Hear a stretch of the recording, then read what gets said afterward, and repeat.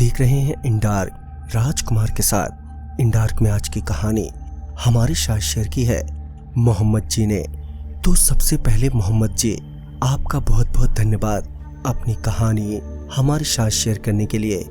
दोस्तों, अगर आपके पास भी ऐसी कोई कहानियां हैं तो हमारे साथ जरूर शेयर करें। हमारे इंस्टाग्राम आईडी पर, इंस्टाग्राम आईडी है network_33, जिसका लिंक नीचे डिस्क्रिप्शन बॉक्स में दिया गया है। तो चलिए बढ़ते हैं आज की कहानी की ओर।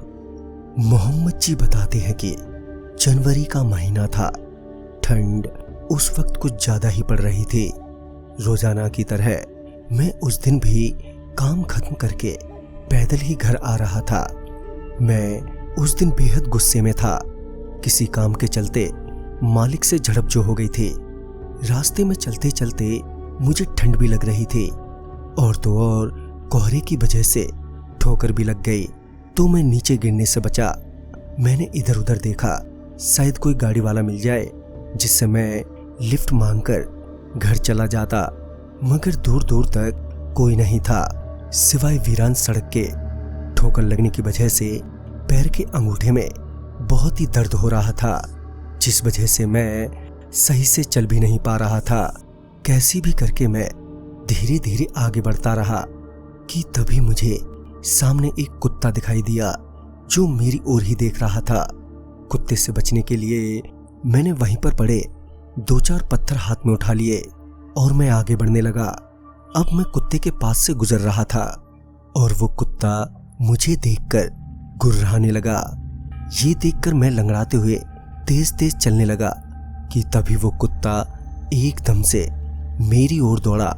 तो मैंने 2 पत्थर उस पर फेंक कर मारे। जैसे ही मैंने उस कुत्ते को मारा कि वो कुत्ता एकदम से गायब हो गया।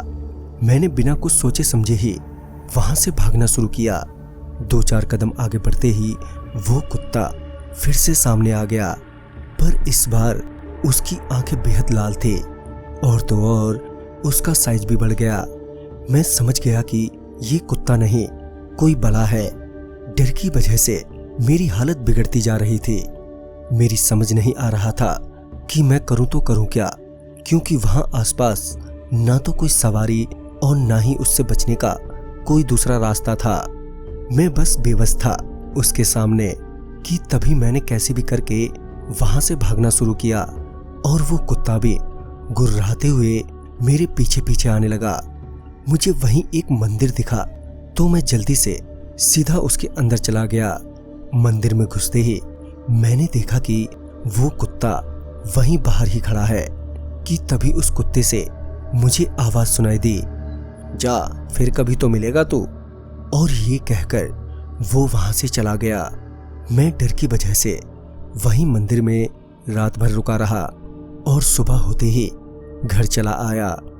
वो रात मेरी जिंदगी की सबसे बुरी रात थी, पर ऊपर वाले की कृपा से अब तक सब कुछ ठीक ठाक है। तो दोस्तों, इस कहानी में बस इतना ही। कहानी आपको पसंद आई हो तो लाइक शेयर करें और साथ ही हमें कमेंट बॉक्स में जरूर बताएं। तो मैं आपका दोस्त राजकुमार जल्द ही मिलूंगा आप ही की भेजी हुई एक नई कहानी के साथ। तब तक के लिए बाय एंड टेक केयर।